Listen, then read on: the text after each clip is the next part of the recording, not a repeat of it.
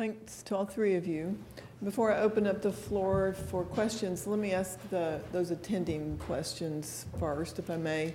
Can I see a show of hands of those that are participating in the grid registry? About 5 or 6, including John. And those that are participating in the National Mammography Database? A few more. And those participating in the CT colonography database. Great. All right, so I'll open it up to the presenters for questions. Dr. Weinman?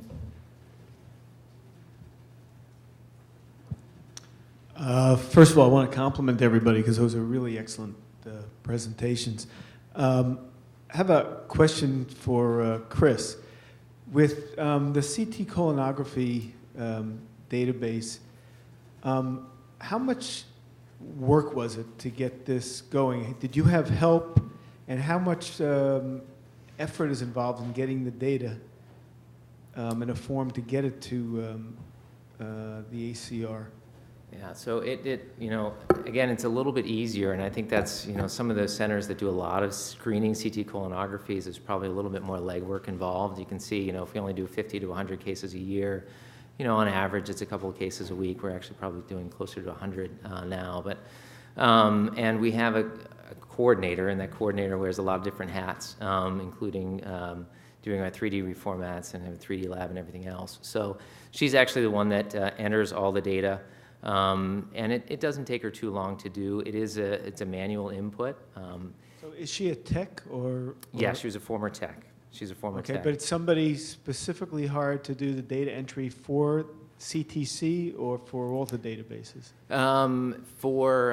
She actually does all the databases for us, and we are involved with CTC and the DIR, and I'm not sure about the mammography one or not, but she does all the data entry for that. And as I said, she wears a lot of different hats, and that's just kind of a small part of what she does during a regular day. Because to some extent, it's almost a little easier to get resources for mammography or for DIR or even for grid, because they're common procedures. If you're not doing a lot of these, it's hard to get, in some ways, the attention of the powers that be to put resources towards it. It's almost like a chicken and egg situation. Right, and this, again, it's a small number of cases, and so we just asked her to do it. And to input on average, as I said, a couple cases a week, it's probably 10 minutes a case or something like that. It's not too bad, 5 to 10 minutes. Question in the back, Dr. Parker. Hi, I have a question for Sarah. So for your physician outliers within mammography, what kind of tools do you use within your practice to help improve performance? We have a subspecialty database meeting that we have about once a quarter. And what we do is we go over that data with everyone. We look at everyone's individual data within that meeting. And so it's not like people receive their information and it's held close to their chest. I'm sure they would like it to be that way, but it's not. And they're very open in that meeting. They talk about why the data looks the way it does. And so it's more of a group effort within the subspecialty to really look at why the individual data looks the way it does. Some of them were being overly cautious, and we noticed that on the callback rates.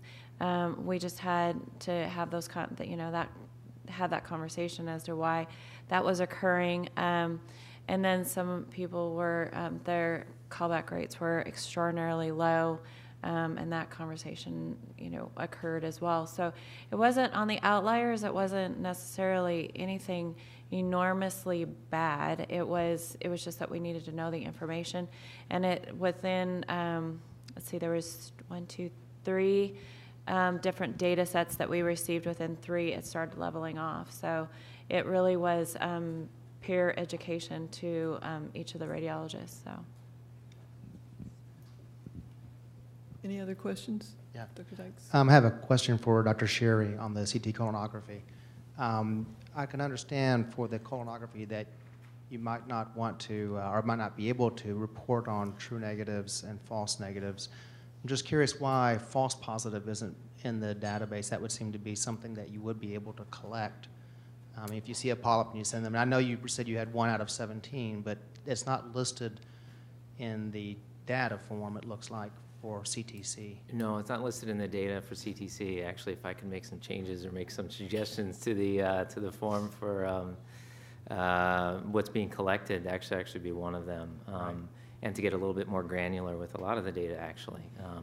This is, I think, it doesn't look like it's been modified too much when it was originally started, but that's one of the points that would be very useful to look at and actually be very easy to do. Right, I would think so also. I think one of the impetus for that would be there's concern that, you know, we overcall Right. polyps, and that increases cost for healthcare, you know, then the patient would get an unnecessary optical colonoscopy. And I think if we had the data, you know, out of a registry like this, that might be, again, useful to say, you know, we're not overcalling.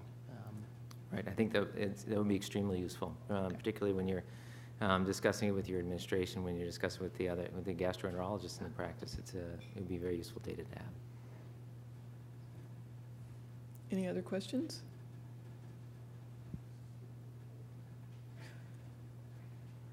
Well, I have one, and this has been addressed in one way or another, not only by you three, but others that have presented. But you have shown us some successes that you've had with the registries that you're using, and we've heard some of the challenges. But to try to convince some of the others, folks in the room, to join with you in participating in the registry that you've discussed, what one thing in particular might you say to convince them to participate? And if they said yes, what would be the best way to get started?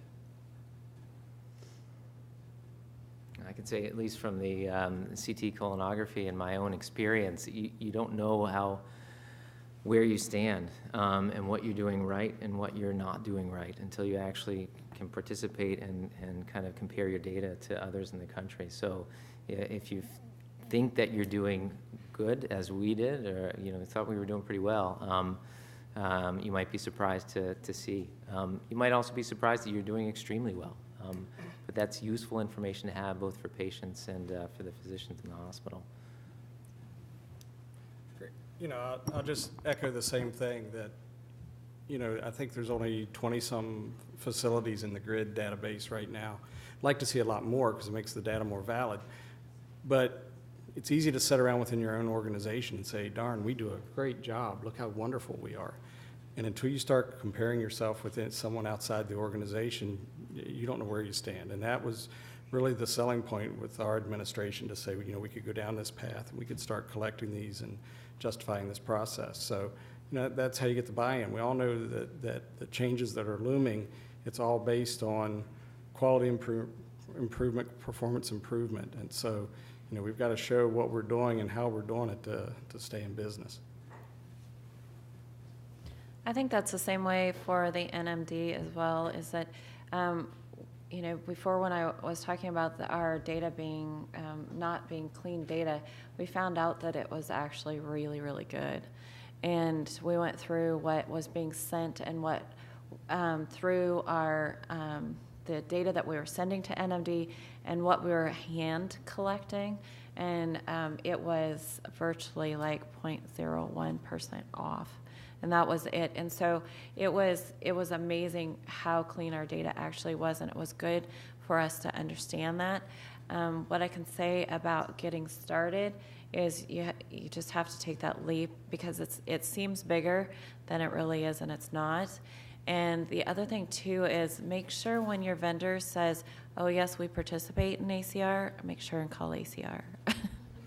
Ask them, because there's a lot of people that will verify, oh yes, we participate, and they're either thinking about it or they're going to do it, or they've got a plan but they haven't quite done it. So ACR has got a good grip on who is really good and who's really on their road to participating within ACR. Any other questions? Well, thank you all very much for coming and sharing your experiences with us.